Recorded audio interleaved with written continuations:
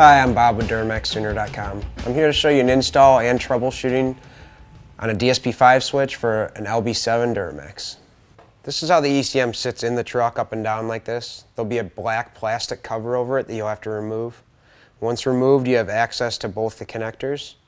It's a 7mm bolt that actually drives the connector into the ECM that holds it in. My favorite tool to use is a swivel head socket here. So you'll just get on it as it sits in the truck like this, and then loosen it.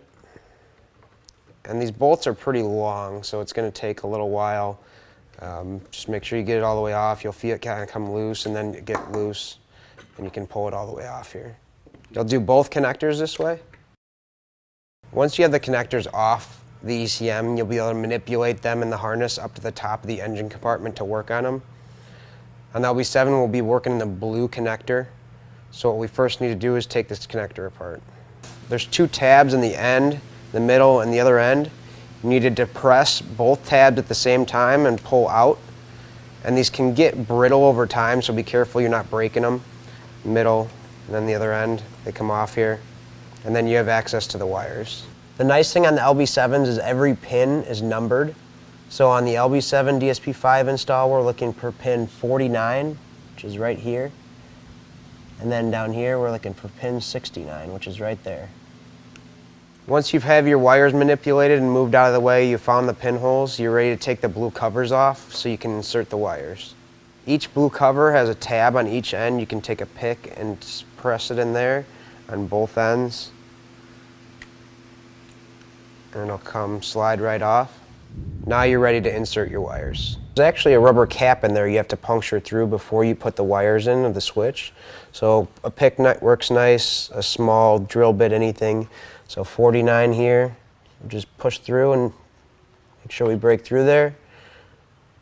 69 down here, just pop through, and you're ready to insert the wires. Push them all the way down until they seat. You'll feel them do a little click. Again, either wire can go in either hole.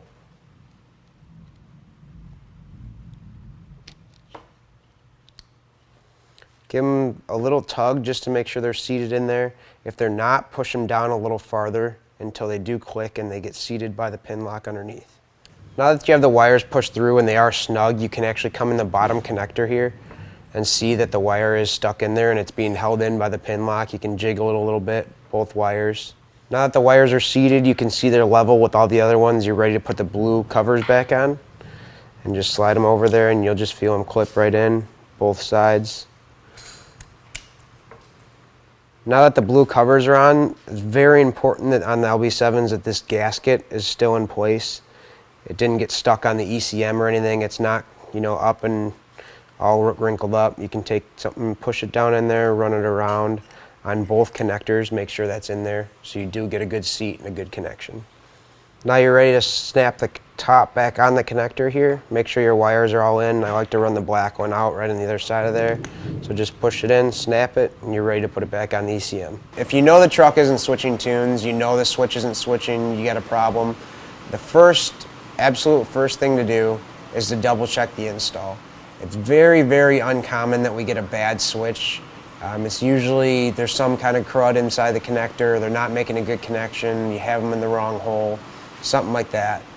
If you're 100% positive on that, you have double and triple checked your install, the next thing is to pull the switch out and actually test it with an ohm meter and make sure it is changing resistance. Make sure you don't have that, 0.5% that you do have a bad switch.